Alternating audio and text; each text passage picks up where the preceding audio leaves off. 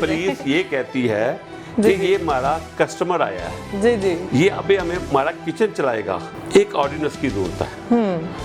मेरा ख्याल है जो वो ये जब इनको जरूरत होती है हुक्मरानों को, तो ये सदर पाकिस्तान से भी ऑर्डिनेंस ले आते हैं। एक ऑर्डिनेंस सिस्टम नहीं है, फिर वो उनका फोन जाता है, कोई करके दिखाए उसके खिलाफ कंप्लेंट। आई एम इम्प्रेस्ड कि आपने जो सोल्यूशन बताया कि सिस्टम को ठीक होना चाहिए। अस्सलाम वालेकुम नाज़रीन, प्रोग्राम टॉक विद इलियास मजीद शेख के साथ मैं हूं निमरा चौधरी।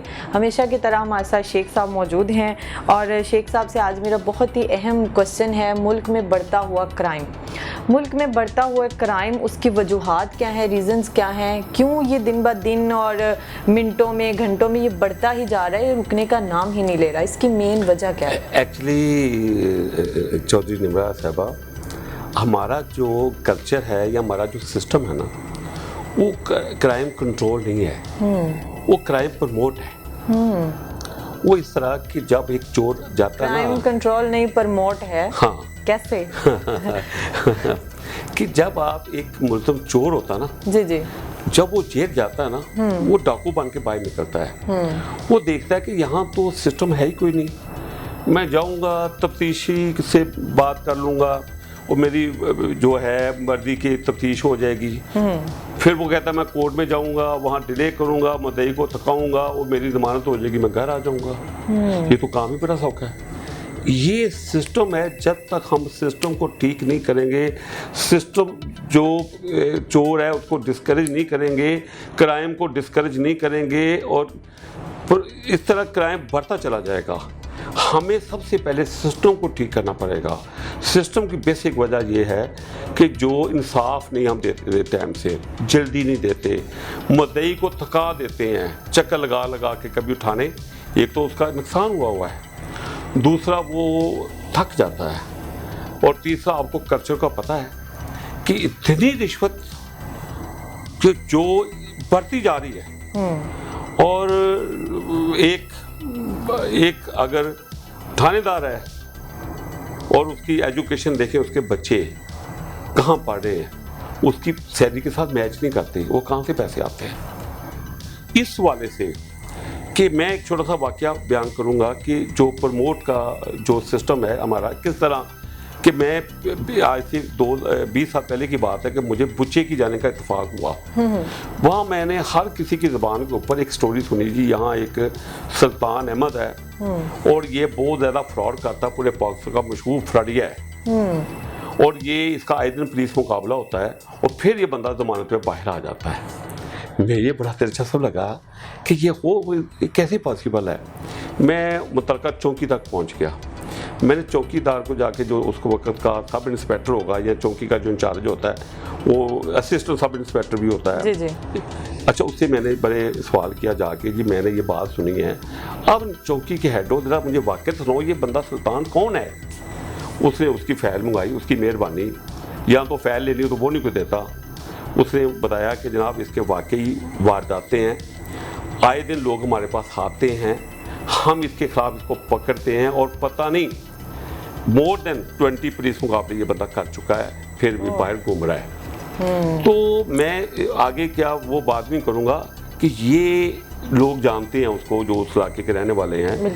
तो हमें ये देखें, जब पता है हमें कि ये बंदा इस तरह है, तो हमारा जो सिस्टम है वो कहने ठीक नहीं है। जी, यानी कि आपने जो अभी बात की, हमारा सिस्टम ठीक नहीं है, तो मेरा इसी से रिलेटेड आपसे ये क्वेश्चन है कि जो कानून नाफिज करने वाले अदारे हैं, जिनको इस पे अमल दरामद करवाना चाहिए, कि जो कानून बनाए गए, कवानीन बनाए गए, हर एक बंदे को उसकी पासदारी करनी चाहिए, क्या वो अपनी वो जिम्मेदारियां बखूबी निभा रहे हैं, अमल दरामद करवा रहे हैं या नहीं करवा रहे? मैं आपकी बात में मुस्कुराता हूँ। सिस्टम सारा कोलैप्स है। जब तफ्तीश जाती है कि ASI के पास, उसको ट्रेनिंग ही नहीं है कि मैंने तफ्तीश कैसे करनी है। उसका एक ही ध्यान होता है, जो सच्ची बात है, कि मुझे पैसे कौन दे रहा है, मुद्दई दे रहा है या दूसरी पार्टी दे रही है। मैंने यहाँ नहीं बता सकता कि मैंने बहुत सारी सुलह देखी हैं कि मुद्दई मुल्ज़मान से खुद सुलह कर रहे हैं, कि हमारी जान छूट जाए, भाई तुम अपने घर जो आइंदा हमें तंग ना करना, तो तुम अपनी जगह खुश रहो, हम अपनी जगह खुश रहते हैं। ये ऐसे वाकयात हैं, यानी कि आप सही कह रहे हैं कि वो डाकू पकड़े जाते हैं। मिसाल है ईएमई का वाकया है, उसका जो मालिक था वो ब्रिगेडियर था ईएमई में, सही। उसका वो सरगोदे में रहता था ब्रिगेडियर साहब, उसका बेटा यहाँ ईएमई में रहता था। डाकू आए, डाकू रंग गया तो पकड़े गए, रेस्ट हो गए, जैसे पकड़े गए हो गया, उन्होंने फाइट की जो हो गया, उसके बाद उनकी सुलह हो जाती है। तो मैंने स्पेशल जाके ब्रिगेडियर साहब से मुलाकात की। मैं कहा ब्रिगेडियर साहब, आप ब्रिगेडियर साहब हैं, आपने सुलह क्यों कर ली इन लोगों को? कहता है मैं रहता हूँ सरगोदे में, मेरा एक बेटा है, मुझे हमेशा उसका ध्यान रहना था, तो मैंने दफा कर दिया मामला। ये हकीकत है, यानी ये हकीकत है। आपका ना वो घुमा फिरा के बात वो उसमें आ जाती है, जैसे हमारे कहते हैं कि यहाँ पे पाकिस्तान में पुलिस आ जाए ना, तो वो कहते हैं पुलिस आने से पहले पहले मामले को ना रफा दफा कर लें कि हम भाई उनको पुलिस ये कहती है कि ये हमारा कस्टमर आया है, जी जी, ये अभी हमें हमारा किचन चलाएगा, वो खुश होते हैं। जी जी। उनके पास जब केस जाता वो ये नहीं सोचते कि हम क्राइम कंट्रोल करेंगे, हम मुल्जों को पकड़ेंगे, नहीं, वो कहते हैं हम दोनों पार्टियों से खूब खाएंगे, आज जश्न होगा थाने में, आज बड़ी पार्टी होगी, जितना बड़ा वहाँ वारदात हो। ये हकीकत है। ये छोटी सी एक मेरा एक छोटा सा इससे रिलेटेड क्वेश्चन है कि देखिए ना कि बाहर के कंट्रीज में हम देखते हैं कि पुलिस अपना काम करती है, कोई भी ऐसी सिचुएशन हो तो वहाँ के जो लोग हैं वो पुलिस को कॉल करते हैं। यहाँ पे लोग कहते हैं कि इससे पहले पुलिस आ जाए तो हम लोग आपस में मामला तय कर लें। आप बिल्कुल सही कह रहे हैं। मैंने वो जो ब्रिगेडियर साहब का वाकया सुनाया, कहेंगे तो मैं आपको वहाँ ले भी आऊंगा उनको, कि मेरी उनसे मुलाकात भी हुई है। जी शेख साहब, इसी के साथ मैं आपसे क्वेश्चन पूछूंगी और मुझे लगता है आज आप फंस जाएंगे इस क्वेश्चन पे कि ये जो इदारे हैं, ये जो हमारा सिस्टम है, हम इसको कितने सालों में या कितना अरसा लग जाएगा इसको कंट्रोल करने में, क्योंकि आप तो वैसे झटपट सा और फटाफट सा सोल्यूशन देते हैं, लेकिन आज आप फंसने वाले हैं क्योंकि ये तो सालों साल का काम है, लोग नहीं सीधे होने वाले, सिस्टम नहीं सीधा होने वाला शायद। एक्चुअली ये कोई सालों का काम नहीं है। रियली? हाँ, ये सिर्फ एक ऑर्डिनेंस की जरूरत है। मेरा ख्याल है जो ये जब इनको जरूरत होती है हुक्मरानों को, तो ये सदर पाकिस्तान से भी ऑर्डिनेंस ले आते हैं। एक ऑर्डिनेंस सिर्फ एक, जो टॉप 10 होगा उसके लिए स्पेशल तफ्तीश एक कमीशन कायम किया जाए पूरे पाकिस्तान में। आप टॉप 10 पकड़ लें, पहले सूबे के लेवल पे पंजाब के टॉप 10 पकड़ें, भाई उनका इंटरव्यू करें जैसे पूरी दुनिया में होता है, कि जैसे उस इलाके का एसएचओ देखता है कि मेरे इलाके के अंदर ये बंदा ज़्यादा वारदात है, इसके खिलाफ ज़्यादा शिकायत है, मैं इसको इंटरव्यू करूं, वो बुलाता है अपने पास, उसका इंटरव्यू करता है, भाई तुम कौन हो, उसकी रिपोर्ट बनाता है, रिपोर्ट बना के कहता है कि ये बंदा जो है, ये बंदा पुरअमन सोसाइटी के लिए अच्छा नहीं है, और इसका मुकद्दर लिख देता है जेल, वो जेल चला जाता है।